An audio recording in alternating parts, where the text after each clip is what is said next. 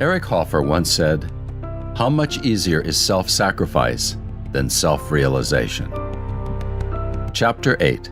The Story Behind Heart Virtues. What is your calling? Throughout history, everyday people have transformed their lives and become magnificent contributors to humanity. The process they put themselves through is the same. It has not changed for thousands of years. You may be ready to set foot on the path for which you were born and reclaim the life you've always envisioned. But how will you do it?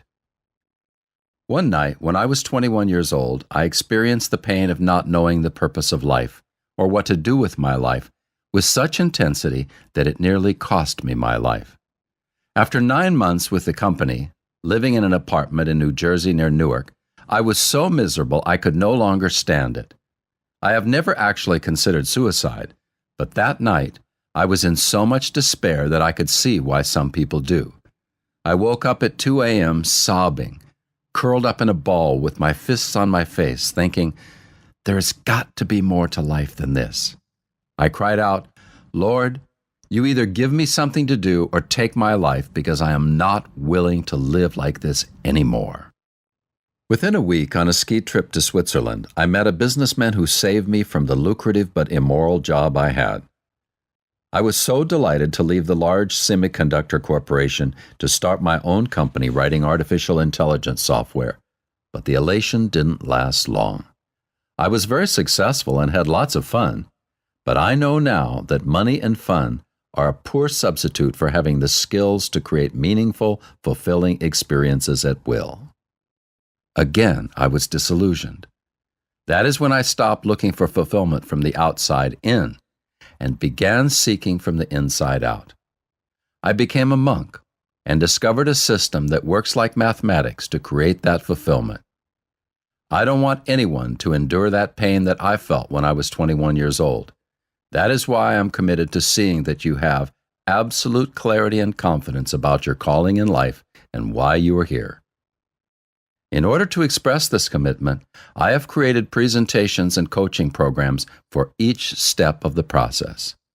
Whatever your calling is, please create a way for others to experience how much you care. Let's review the things that we've discussed so far. 1.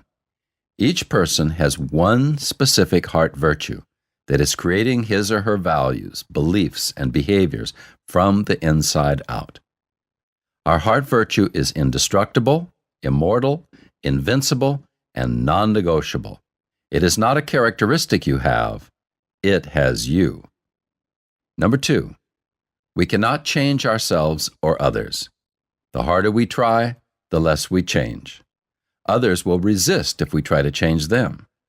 Trying to change them includes telling, blaming, criticizing, ridiculing, labeling, evaluating, judging, suggesting, helping, assisting, or supporting. 3, just listening and being interested, it's openness to doing things in new ways. It draws the brilliance out of people. 4, we will always yearn to make a meaningful contribution because we live in the field of evolity, which makes us yearn to evolve. Everyone always wants more. Permanent contentment is a myth. 5, we cannot find and follow our purpose in life, solo or in a group, because tribes hold us down and contribute to our blind spots. Our tribes have programmed us to live a small life.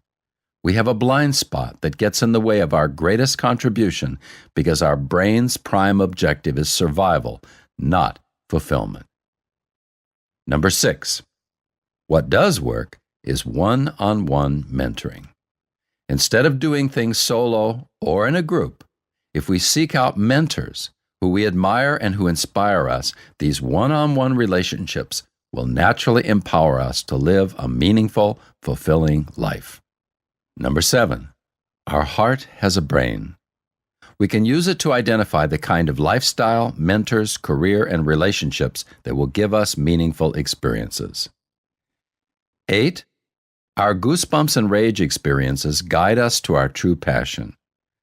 Goosebumps and rage experiences are those things that cause love and fulfillment to take over our bodies and minds, as well as those things that cause intolerance and anger to motivate us strongly.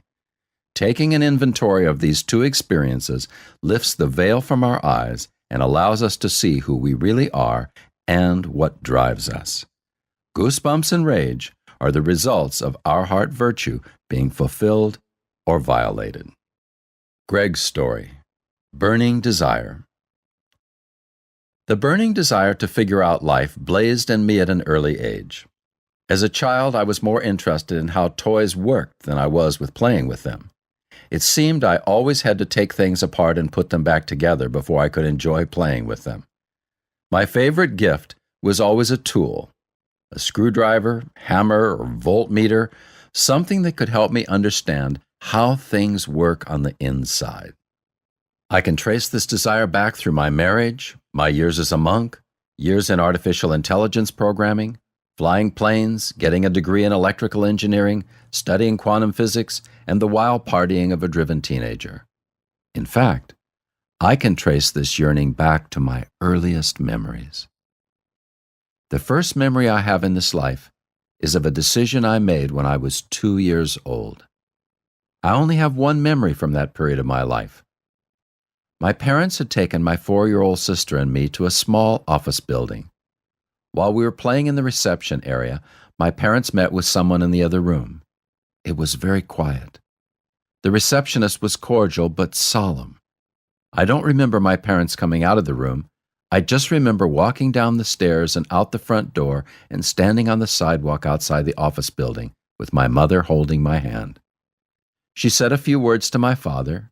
He replied, and then something very bad happened.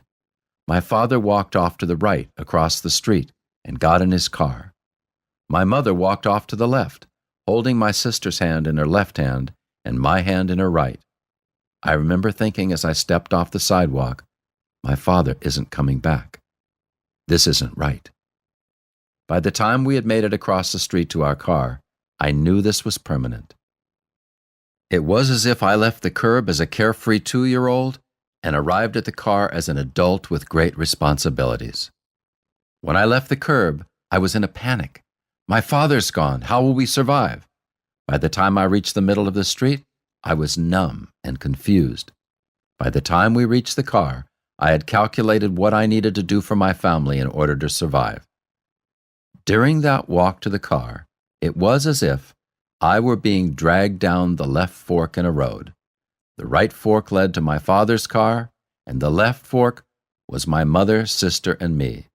I could tell by the feeling of it that there was no turning back, and I made my decision. I have to take care of my mother. Within a few months, my parents were divorced. The decision I made to step in and step up at age 2 was the result of a much larger and more serious decision I made at the exact time, which has completely shaped my life. I decided that I had to fix everything, and when I was 3 years old, I turned that desire on myself. From that day forward, my mind seemed to adopt a new pattern for solving life's problems. Whenever something seemed to go wrong, my mind went through this process. What can I fix outside me that will make me feel better inside? The burning desire to fix things did not leave me. In fact, it grew into a desire to fix whatever was not working anywhere around me. At age 9, I remember fixing electrical outlets, kitchen appliances, leaky plumbing, and anything related to a car. In high school, I loved sciences and hated history. My favorite class was quantum physics. I dreamed of being an inventor, like most boys dream of being a fireman. In college, I got a degree in electrical engineering because I knew that all things were made of energy, and I wanted to know how energy worked, so I could fix things. The harder I tried to fix things, the more miserable I became. My anguish reached a peak when I was 21 years old. Having taken a great job with the largest semiconductor manufacturer in the world, I should have been happy and fulfilled. Life was supposed to be meaningful. It wasn't. That is when I called out to God, Lord, give me something to live for, or take my life. I look at my life today, and I know my prayer was answered, not from God out there, but from his, or her if you prefer, excruciating silence. From this silence, an answer was created. Through God's refusal to give me an answer, I was forced to create my own. Nature abhors a vacuum. A big part of the answer came from the understanding that I cannot fix anyone else. Another part came when I realized what I yearned to contribute to the world. Finally, I created a plan around my vision of contribution. And so, here I am today telling you about heart virtues. As a monk, I had some really nasty surprises about the politics in a monastery. I had the impression that I was there for self-awareness and self-realization, but an opposing message I kept getting was to sacrifice myself. The physical and spiritual realities were not in alignment. A monastery is a place to get in touch with ourselves. It's also where we end up surrendering ourselves. This can become destructive when too much attention is put on destroying the ego and not having self-will.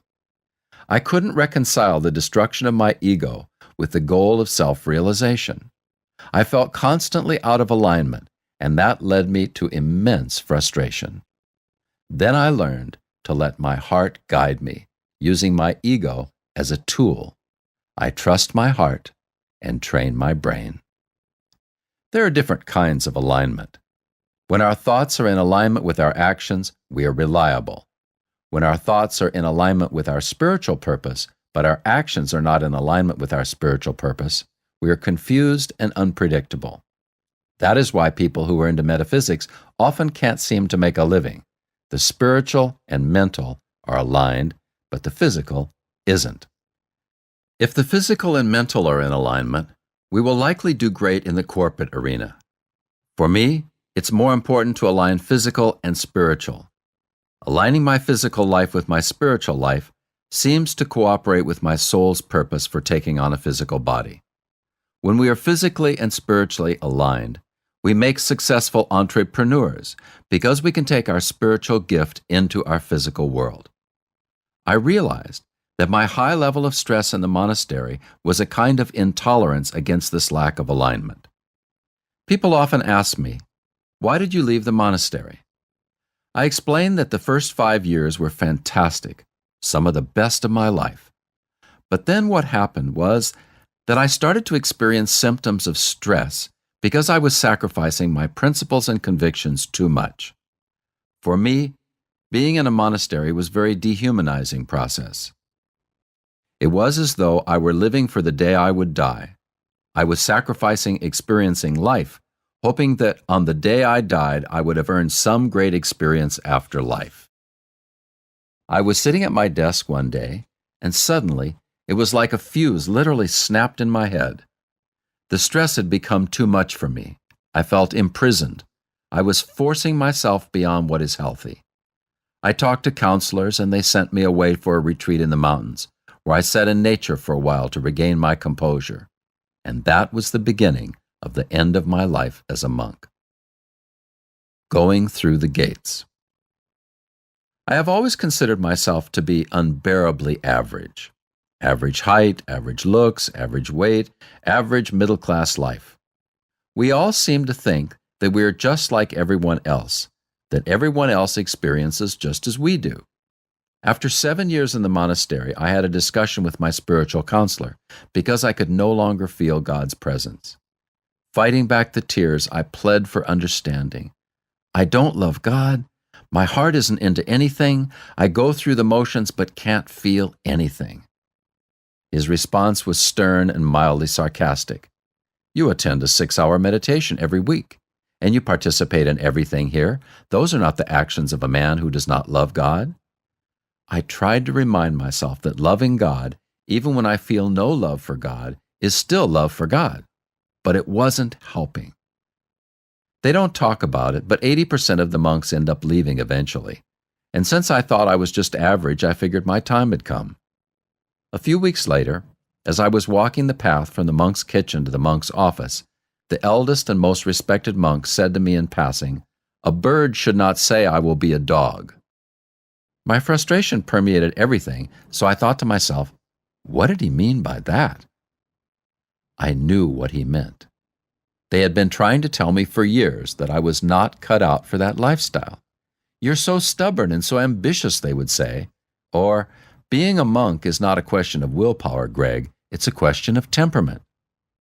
Up until the 7th year, I was able to consider it to be a test. The test was that I was supposed to keep on without being discouraged by anyone or anything. It reminded me of Hell Week at my college fraternity. The only requirement was that I survive the week, and if I really wanted it, I would never give up and I would keep coming back. The monastery, I figured, was just a bigger test. I was willing to stick it out to the bitter end. They, however, were not of the same mind. Shortly after I came back from my mountain retreat, I was called into a meeting with the most elder of monks, about 6 people in total. They reasoned with me, "You have been struggling a long time here. Maybe monastic life is just not for you." "I don't understand," I replied. "Monastic life is difficult for everyone." Then one of the monks said to me, "Why are you being so stubborn?" This was the same monk who had told me that a bird should not say, "I will be a dog." I was getting impatient. "Look, I didn't come here to try this. I'm dedicated to this path. I knew it wasn't going to be easy when I came here." "But what if it cost you your health?" said the wise old monk. I leaned into him. "I don't care if I end up drooling on myself in a wheelchair. I gave my life to God, and so it is no longer mine. If God wants me out in the world, he can send me on a mission." The old monk sat back in his chair, his face relaxed, and he smiled slightly through his words. "Oh, now I understand." He paused briefly. "You have 2 weeks." I argued for a few minutes, but it felt like I was trying to delay the tide. The meeting was adjourned. I went back to my cell and had the most bizarre 2-hour sobbing, laughing spell of my life. I felt horribly rejected and wonderfully relieved. 2 weeks later, I found myself sitting in a rental car with all my possessions in the back seat and trunk. As I approached the giant black iron gate, through which I had entered 8 years earlier, I pulled over and stopped before exiting. I tried somehow to turn being kicked out into something other than what it was. I imagined being a hero and going back in, unpacking my things and going back to work. "That's it," I thought to myself. "It's a test."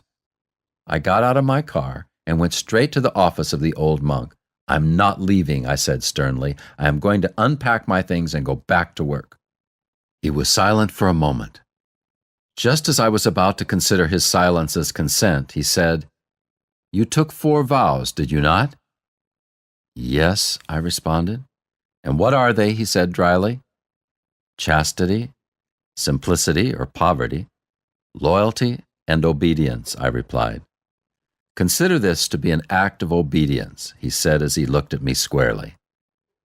Back at the car, I was sitting and staring at the gate, trying to win the chess game after being checkmated.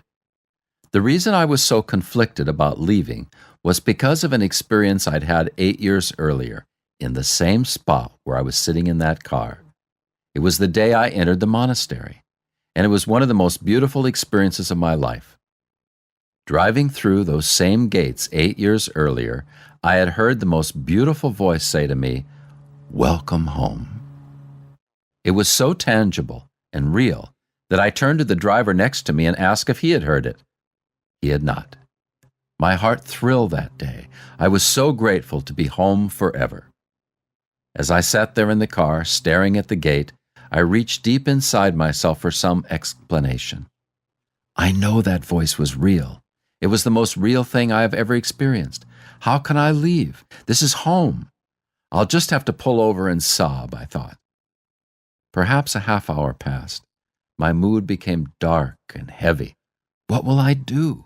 Where will I go? Then, somehow, I just surrendered. I stopped looking back at my past and looked out those black gates to the future. I started the car and rolled slowly toward that gate. The next 60 seconds would change my life forever. As I approached those black gates, a warm peace started to move through my body. Seconds later, it was accompanied by a flood of joy.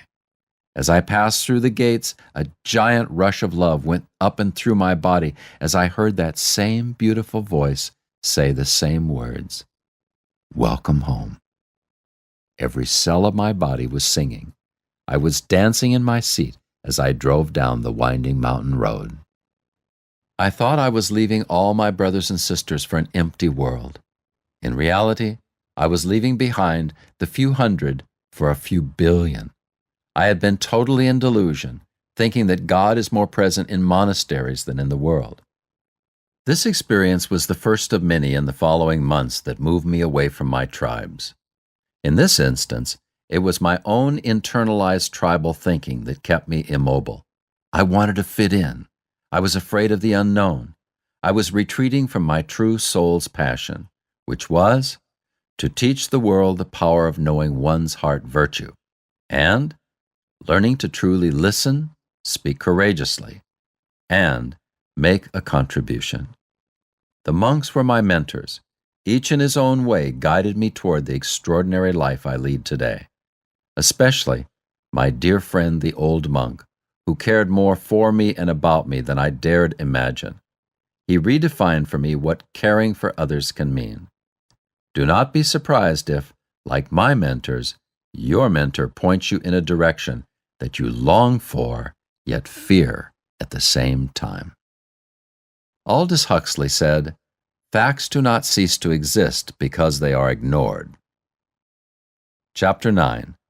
Examples of Heart Virtues. Here is a list of generic heart virtues. A specific person's heart virtue is generally a combination of these virtues. Acceptance. One who has a deep sense of surrender to reality, who humbly embraces the present without judgment or control, one who values the wisdom of what is. Acknowledgement. One who has an intuitive respect for life, who honors life with humility, reverence, and love. Honoring beauty. One who honors the essence of art and the nurturing message of nature, who respects the balance, elegance, and profound truth found in all form. Life aliveness. One who is committed to the full experience of life, embracing everything with profound celebration and gratitude. Appreciation and recognition. One who honors the value and significance of people and the power of life itself, the gratitude for all goodness. Approval. One who honors the core commitment of others with a motherly and unconditional love. Awareness receptivity. One who has the conscious power to be present, grounded in the radical acceptance of reality. Benevolence. One who intuits the greatness of inherent goodness, often masked by the judgmental mind, the heart's natural love serving others as self. Boldness. One who has the spark that creates fire, the vision that creates reality, whose actions inspire others to act. Bravery. One who has heard the call to courageous action, calling heroes to forsake their fantasy fears. Care. One who expresses the heart's natural love, surrendering in service to anyone in need. Cleanliness. One who honors the freedom found in order, the natural elegance of everything in balanced and beautiful place. Community, family. One who honors the heart's natural love for all as family, whose loyalty, commitment, and service is unconditional. Compassion.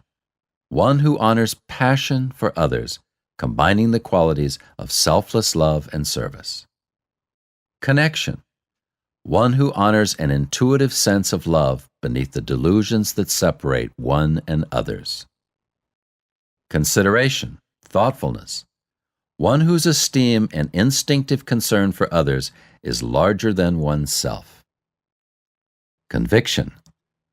One whose intuitive loyalty to inner truth is the bridge between belief and bold action.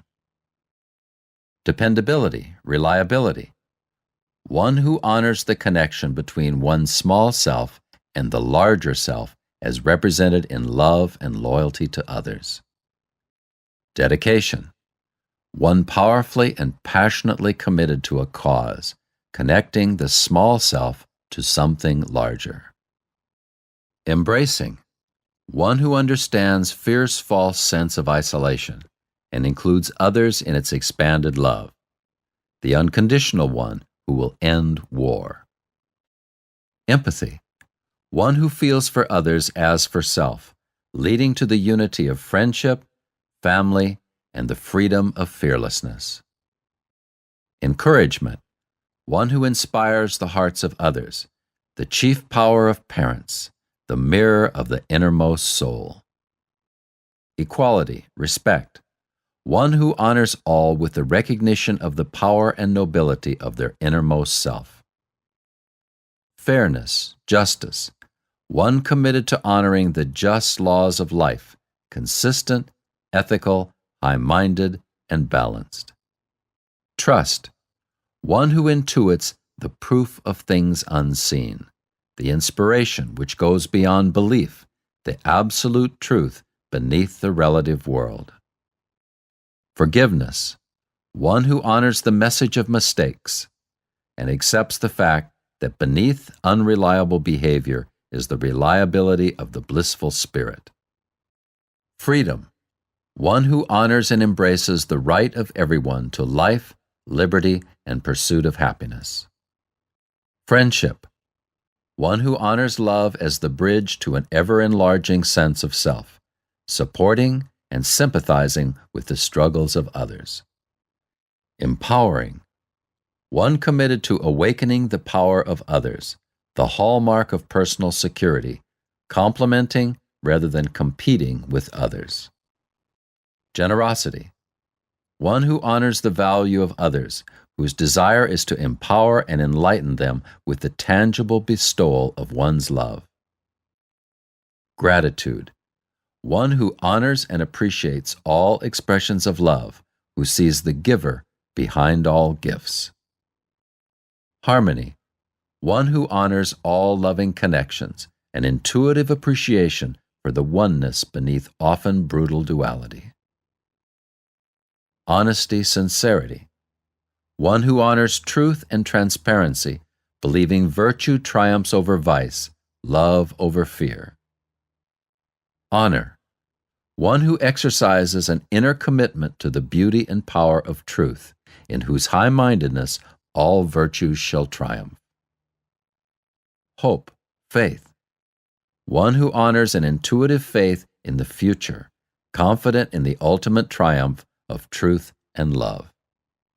Humility, one who honors the recognition that all are channels rather than creators, sharing with all the responsibility of life. Humor, joy, one who honors the wit and wisdom beneath life's sometimes seeming struggle, the intuition which allows the wise to wink. Independence, one who honors the right and responsibility of each individual and takes a stand for what means the most to him or her. Innocence, purity, one who honors the guiltless, guileless spirit of non-judgment and sees the simplicity of a child in himself and others. Inspiration, encouragement, one who honors the outer expression of the inner realization that each one has whatever one needs most within. Integrity, one committed to the congruency between inner beliefs and outer behaviors, the discipline and duty that leads to wisdom. Justice, one who honors above all a deep commitment to truth, fair, unbiased, and beyond duplicity and doubt. Kindness, one who lovingly honors the love in others, the innate recognition and realization that one is connected to all. Loyalty to principles, one who is committed to honoring in action the timeless laws of truth.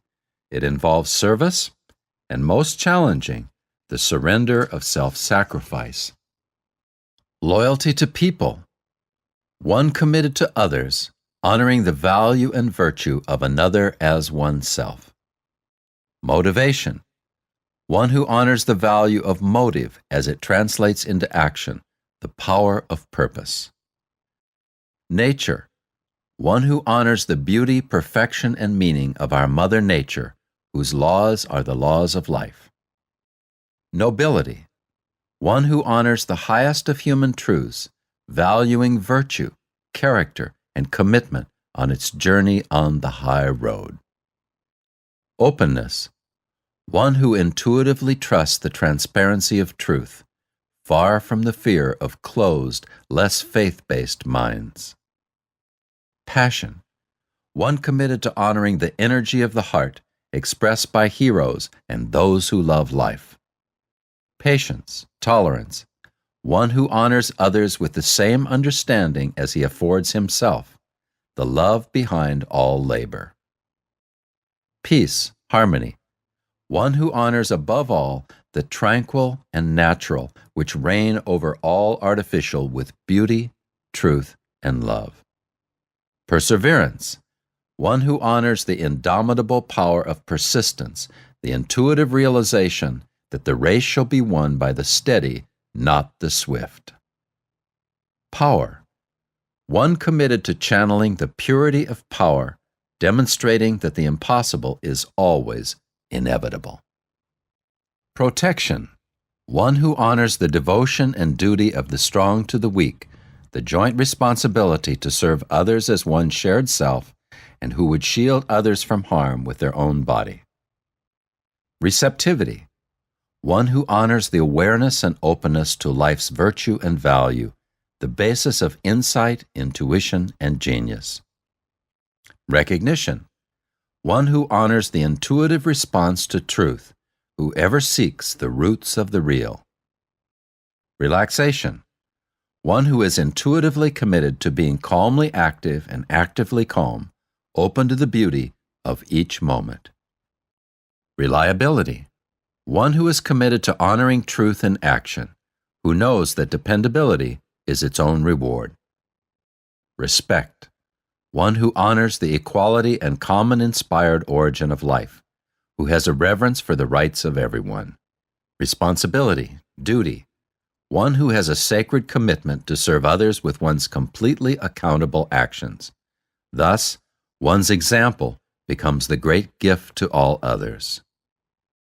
Reverence, one who acknowledges that love is larger than oneself, and that wisdom, in all its loving faces, lies in the many forms of worship. Self-confidence, one who honors the recognition that within the self lies the wisdom to outwit all the challenges of ever-changing life. Self-control, self-discipline, one who honors the realization that one's deepest fulfillment comes through attunement with the laws of life. Self-expression, one who honors his innermost inspirations by sharing with others what means the most to him. It is the honest, authentic, and intuitive. Self-esteem, one who honors the self-realization of self-regard and love. It grows out of self-respect, and when selfless, can be a gift to all. Self-respect, one who honors the profound value of oneself, honoring and empowering it until it becomes one's most powerful contribution. Self-reliance, one who honors the supreme commitment to personal responsibility, knowing that within the self, one has all power and all possibility. Serenity, one who honors the intuitive truth that lies in the subtlety of silence. The power proceeds from peace. Silence, one who is intuitively committed to reverence and respect for that peace which surpasseth all understanding.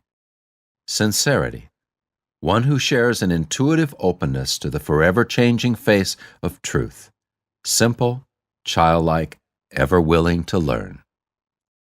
Solitude, one who deeply respects that profound place where conflict cannot come, honoring an inner haven, the source of power and purpose. Spirituality, one who is committed to an intuitive inner reverence for the realization of spirit in all form, beyond the boundaries of religions. Tact, one who intuitively honors what is most meaningful to others, a subtle and silent expression of love. Thoughtfulness, one who honors the needs of others by intuitively filling that vacuum with love. Unity, connection, one who inclusively honors the fact that all creatures are connected with that same spirit in value and virtue. Tolerance, one who honors the fact that diversity is the law of life and intuits the potential of the whole being far greater than the sum of its parts. Tranquility, one who intuits that personal peace is the source of all peace, that sanity is born from simplicity. Trusting, one committed to trusting that life, like love, gains power from its perfection, that everything has both a plan and a purpose. Truth, one who is committed to respecting the implicit virtue and value of life, recognizing and responding to life's deepest meaning. Understanding, empathy, one who intuitively grasps the loving nature of life and reaches out to heal the delusions of doubt and fear. Valor, one committed to actively expressing the value of virtue at whatever cost to self. Wisdom, one who is committed to speaking and honoring truth, renouncing appearances, and taking a stand for what is of highest value. List of clients' heart virtues. These are generally preceded with the words, "I am committed to." Acceptance and acknowledgement. Acknowledging people's value. Appreciation amidst death. Authentic friendship. Believing in each other. Bringing God's message to women. Brotherhood and valor. Connecting others. Connecting to self and feeling alive. Death and new beginnings, resurrection. Developing people's potential to realize their dreams. Divine approval, sanction. Embracing life. Empowering women. Encouragement and enthusiasm. Experiencing aliveness. Experiencing the purpose in all things. Faith in parents. Freedom to grow. Freedom beyond the rules. Friendship. Harmonious serenity. Harmonizing with extraordinary intimacy. Healing messages to the world. Heroism in the face of death. Honor for playing our roles. Honoring life. Honoring love.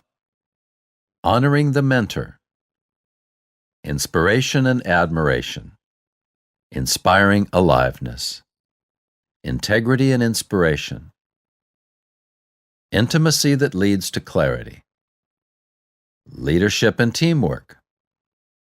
Liberating human potential. Liberating uniqueness. Liberation and freedom. Living open-mindedly. Lives of fun and celebration. Loyalty to family. Loyalty to friends. Loyalty to principles. Maternal compassion. Men's enlightenment. Motherly love and tenderness. Nurturing youth. Opening to new life. Passion for human potential. Peaceful intimacy. Peaceful unity. People living lives they love. People playing their roles. Authenticity.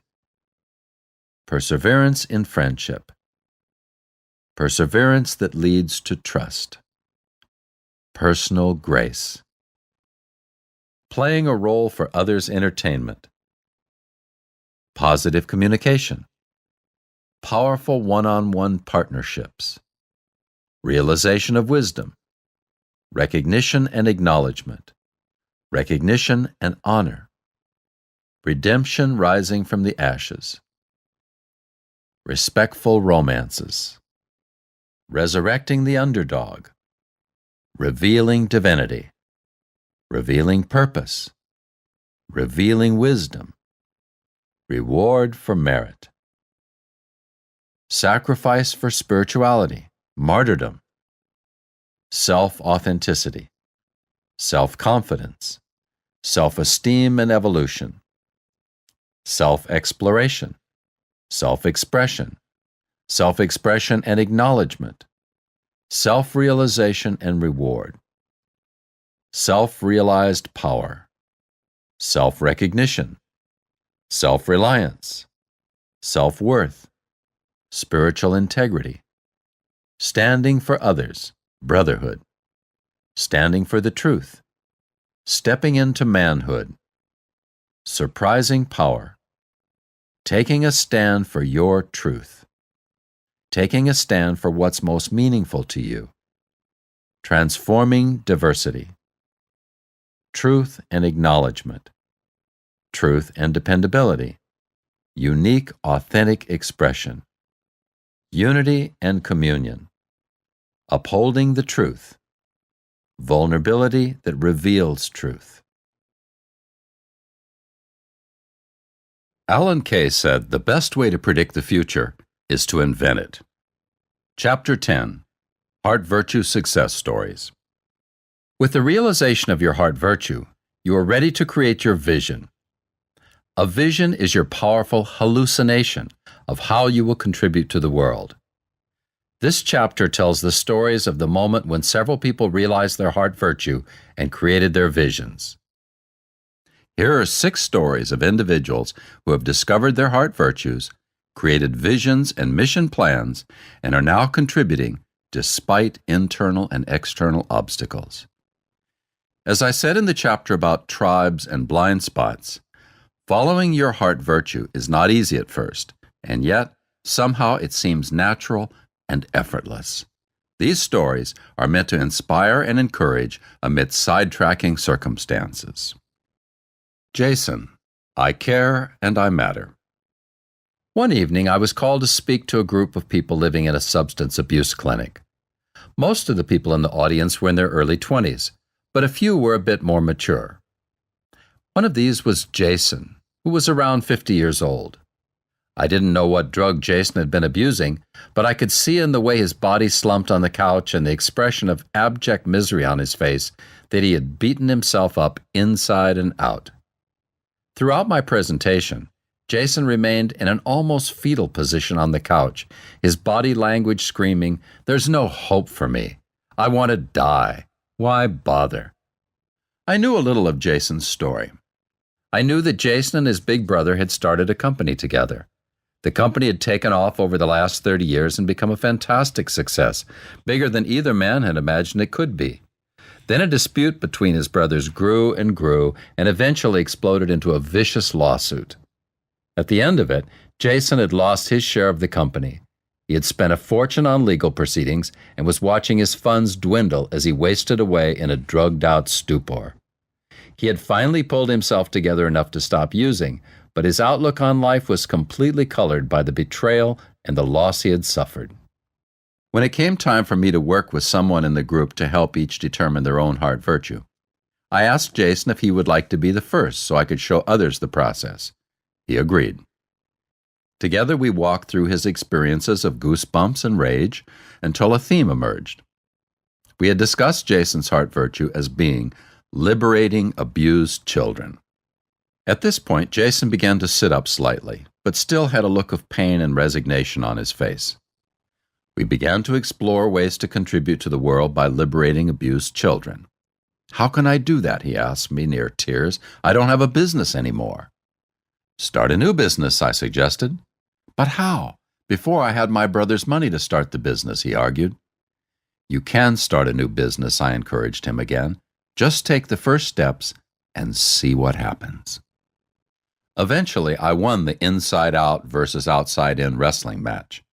Jason realized that something inside him cared and will never stop, and so, suddenly, he mattered. He sat up straight. Then he stood up. His expression began to change as he sat down again. His face was beaming, full of relief, hope, and excitement. He began to talk excitedly about liberating abused children and how he could contribute to the world this way. Jason learned how to resist drugs and re-enter society because he had a greater yes. Many people break their addictions and live an extraordinary, fulfilled life without knowing their heart virtue. But it's easier when we know there is something greater than us that we can rely on from the inside out. My goal is to see that he is so fulfilled in his life, he forgets where he left his drugs. Christine's Paradox. Christine, the 19-year-old girl from Chapter 1, is committed to empowering women. She sat in my studio in tears. "I'm only 19 and you're telling me I can change the world." She was feeling unqualified, an unempowered woman committed to empowering women. We are incredibly powerful and amazing children of God, and for us to be held down, we have to be hit in our Achilles heel, our heart virtue. Our heart virtue is the most powerful part of us. It is indestructible, immortal, and invincible, yet it is also the most vulnerable, sensitive part of us. I had the same experience as Jason and Christine. I joined the monastery and got completely off my path. My Achilles heel was to experience a lack of integrity or alignment between my spiritual and physical realities. The most powerful part was working against me. It was like being on a sailboat, ready to sail, raising the main sheet, and heading out to sea, but the boat is still tied to the dock and the anchor has not been pulled up. Jenna, Bridging the Future and Present. I was working with a woman named Jenna. At the time we worked together, she was constantly struggling to get a networking group off the ground to create a steady stream of income. She was particularly passionate about playing a major role promoting women. The more I listened, the more obvious it became that her heart virtue is seeing that women are acknowledged for their high levels of accomplishment. She was constantly saying, "I'm not making enough money." She began to realize that she was not feeling recognized for her accomplishments. I said, "What if you became the source of recognizing people for their accomplishments? What if you call every woman you work with and acknowledge each of them and tell them that you're proud of them for everything they've accomplished?" She said, "But some of these people are not doing their best." I said, "Okay, but that is never 100% true. Besides, intention comes before results. So if you appreciate them for the potential, maybe they will rise to the occasion." Jenna called each person, appreciating them for assumed future performance, not to get the results, but to express her heart virtue authentically. She told each of them, "I'm so proud of you for stepping into this. Imagine when you're so successful and confident, you'll only work when you want to." She allowed herself to be her heart virtue. A month later, she called the vice president of the company and arranged for me to do a teleclass for all her colleagues. She stepped into her heart virtue, and it made her a powerful contributor.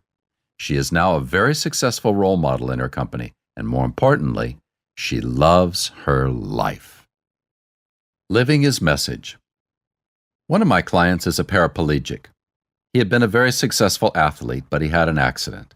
He came down on the court and snapped his neck. It happened when he was 18. When I met him, he was 25 and could only lay on the bed and move his arms a little bit.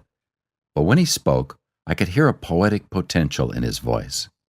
He had a beautiful message to deliver to the world, but he wasn't being paid much to deliver it. His heart virtue was appreciation for life.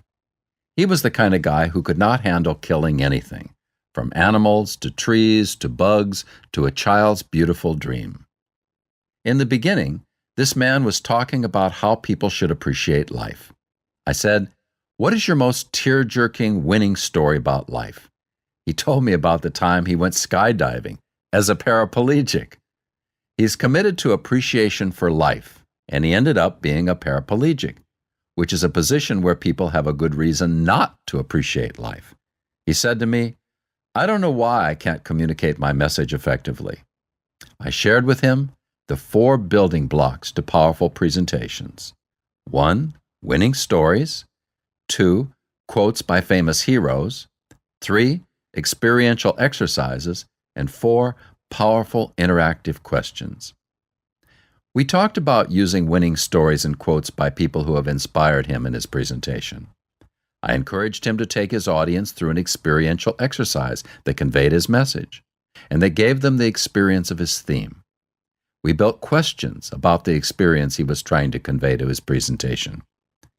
Then he recited this quote from Robert Kennedy. "Some people see things as they are and ask why. Others see things as they could be and ask why not." He then told another winning story about the first time he got back on the court. He went from making $1,500 per speech to $5,000 per speech overnight. This man began to get standing ovations. The real message here is know yourself, communicate beautifully, and make a contribution. Communicating beautifully bridges the gap between our spiritual strengths and our physical effectiveness, taking us through what seems to be overwhelming circumstances with three simple tools: phone calls, meetings, and documents. Anne, from fear to excitement. Another client of mine, Anne, was traumatized as a young girl. She was beaten by her father, so she learned that to survive in her family of origin, she had to become quiet and insignificant. Her heart virtue was about the power of children. She married, and now 30 years later, her husband had set things up so that only he had access to their $150 million in assets. He would pick out properties, and she had worked full-time for decades to close the deals. Yet he told her it was his money, and she had no right to it. They had 3 children, but she had never told them their father had taken this selfish stance about their money. She never confronted her husband about their assets. She went to a lawyer and found out that she owned 50% of their assets. For a decade, he had her on a thin leash where she couldn't even buy shoes without worrying if she was doing something wrong. Anne got together with her kids, and together they confronted her husband on his control of the money. I cannot describe to you how much this confrontation terrified this woman. This terrified her because she had to rise up and be significant. Yet she did it. How? She told him, "If you don't set up trusts for the kids and put 50% in my name, my lawyer will be in contact with you." She told me that she couldn't have done it alone or before she realized her heart virtue. Anne was committed to the power of children, and this empowered her to stand for her children. When she came to me, she was having trouble paying my bill. When she left, she had millions. Michelle, a flood of giving. Michelle is an Olympic gold medalist from Vancouver. Her heart virtue is committed to what children can do for humanity. Michelle came down to Los Angeles to be on my television show, and she brought her 11-year-old daughter, Alyssa. She had taken her children on a trip to Mexico the year before. While they were there, they left some toys with a few of the local children they'd been playing with because the kids had nearly nothing. A year later, Michelle was driving down the road and her kids were fighting in the car. To quiet them down, she said, "Where do you want to go on your summer vacation?" Instantly, the children responded, "We want to go to Mexico, and this time can we bring some toys for the kids there?" This woman, her children, and 70 other children from local schools in Vancouver ended up collecting 3,000 packages with clothes, toys, and a friendly letter. They got a plane donated for the trip. These children and their parents went down with 3,000 packages and hand-delivered them to the kids in Mexico. While she was on my show, this little girl looked up with a wondrous expression and said, "If kids can do that, imagine what adults can do." When we stand in the power of our heart virtue and commit to make a contribution to the world, many forces in nature will assist us. As we step into our core passion and our own convictions, we are living our life's purpose, pleasing to our very molecules and to God, being who we were born to be. That is the experience we are seeking. Abraham Maslow said, "What we can be, we must be." Chapter 11, about the author. Greg Moores graduated from Stevens Institute of Technology with a Bachelor of Engineering degree where he studied energy, electricity, magnetism, field theory, thermodynamics, and quantum physics. He worked as an engineer for Intel Corporation until he left to start an artificial intelligence computer company.